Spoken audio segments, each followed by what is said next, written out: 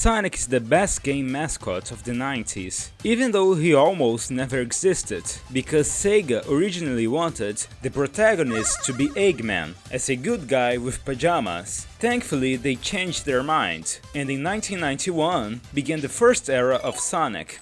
The classic era. The Blue Hedgehog burst onto screens and completely rewrote the rules of gaming. The speed and graphics were unprecedented at the time. Sonic blazed through Green Hill at speeds that made TVs struggle to keep up. The genius was the confidence. This character had personality, and in the early 90s, that personality meant everything. Sega marketed him as the cool alternative to Nintendo's Plumber, and it worked. By 1992, Sonic 2 became the fastest selling game in history at that point, moving 6 million copies. The Blue Blur was actually outselling Mario. Kids wore Sonic backpacks to school. The cartoons had millions of viewers. Even Michael Jackson composed music for Sonic 3.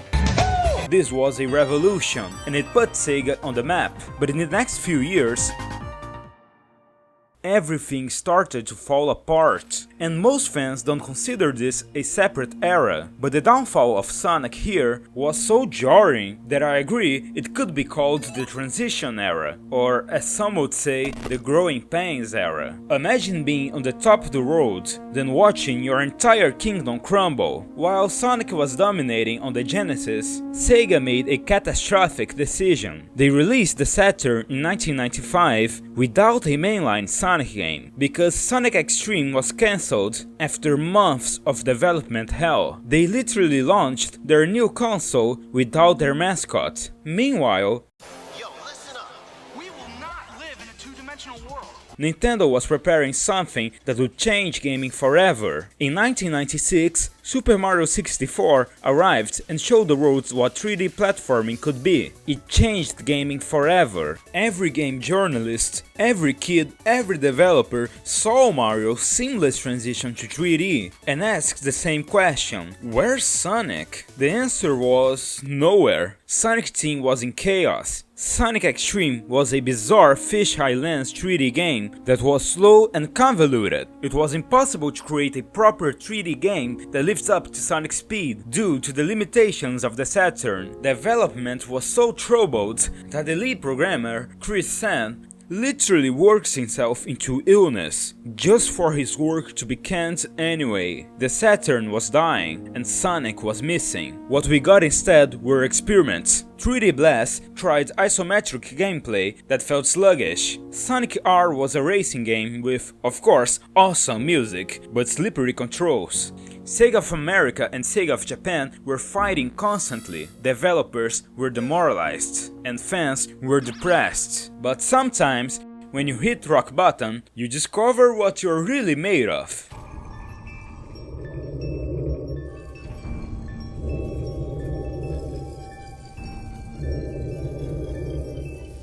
In 1998, Sonic Team did something nobody expected. They reinvented the entire franchise.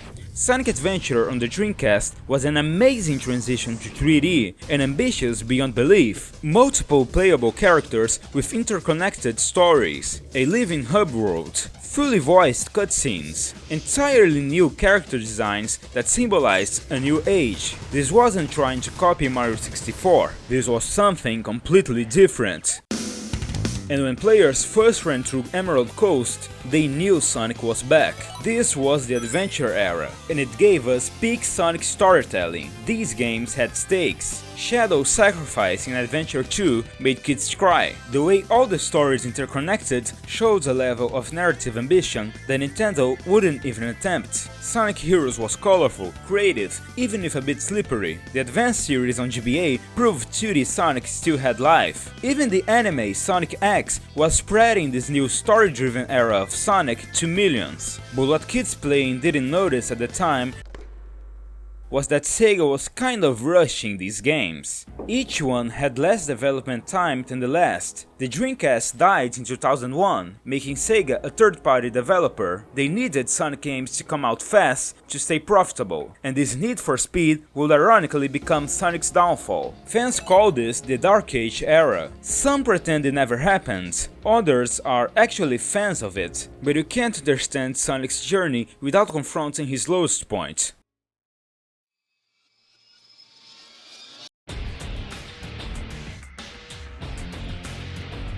Shadow the Hedgehog in 2005 gave Shadow guns, and while nowadays people have fond memories of this game, the backlash and mockery back in the day was ruthless. Then came Sonic 06. Everyone was hyped for it. It actually could have been a mainstream generational success, but it was released unfinished. It's no use! I don't even need to explain everything wrong with it. The loading screens, glitches,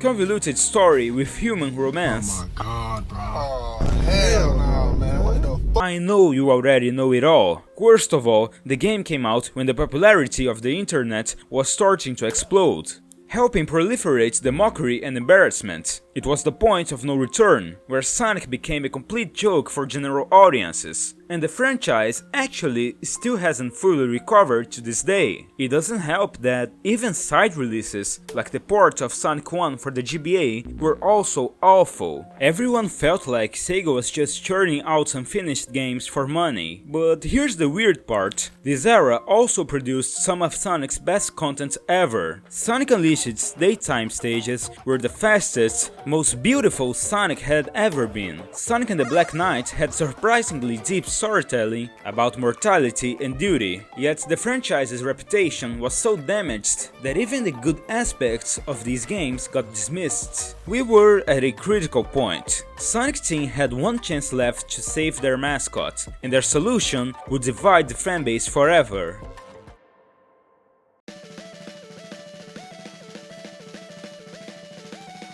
Sonic Colors was supposed to save Sonic, and technically it did, but at what cost? In 2010, Sonic Team made a radical decision: strip away everything complicated. No multiple characters, no complex stories, no edge. Colors had the tone of a Saturday morning cartoon. The gameplay was tight, critics loved it, kids enjoyed it. But something felt off. The writing had changed. Sonic was suddenly cracking terrible jokes every 5 seconds. Tails went from a courageous genius to Sonic's bumbling sidekick who just stated the obvious. Knuckles became a complete idiot. The characters fans grew up with were replaced by uncanny skinwalkers. And all the games of this era suffered from this. Still, with Generations, Sonic finally had 2 good games in a row. It seems like the franchise was recovering, but what happened next was somehow worse than just bad games. It was nothing. Lost Worlds in 2013 tried copying Mario Galaxy and failed. Boom in 2014 was outsourced garbage that barely functioned. Then silence. No major Sonic game for another 3 years.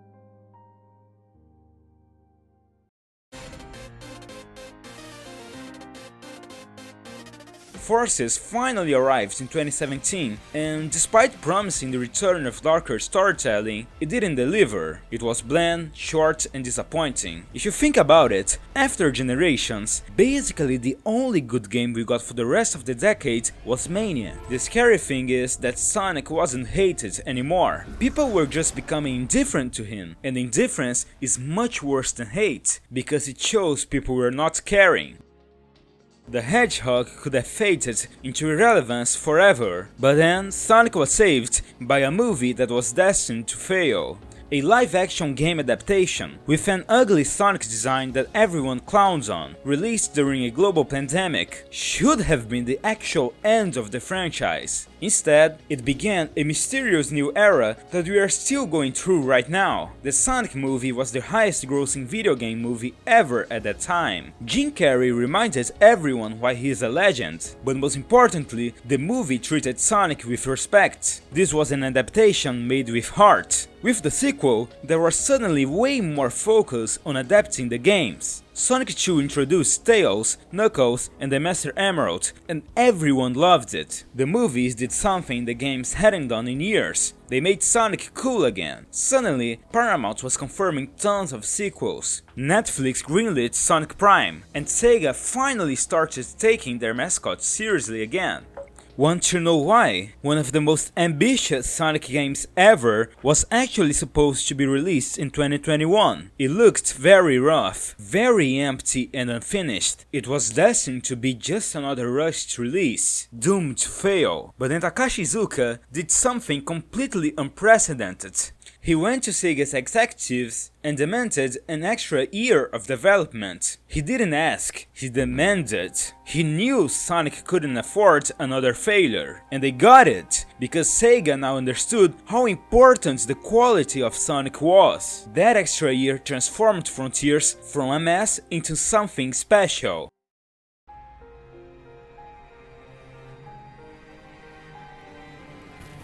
Find the Chaos Emeralds.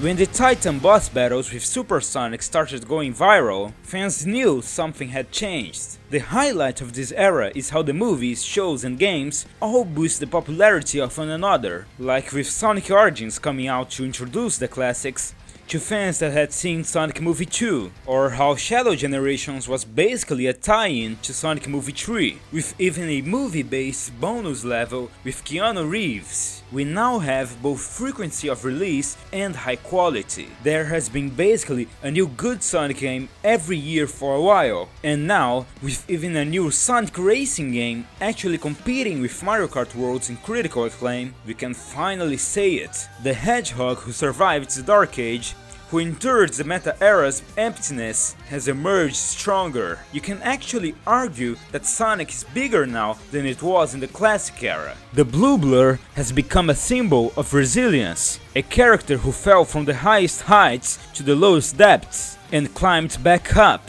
Imagine if I told you, in 2019, when Forces is appointed and the movie looked terrible, that Sonic would soon be getting multiple successful films, acclaimed games, and more content than any period since the Genesis days. You'd think I was delusional, but that's exactly what happened. Do you wanna know what that's called? That's called the Renaissance era, and it's just getting started. Click the video that's appearing on screen right now to find out why everyone is quitting Mario Kart World to play Sonic Racing Crossroads.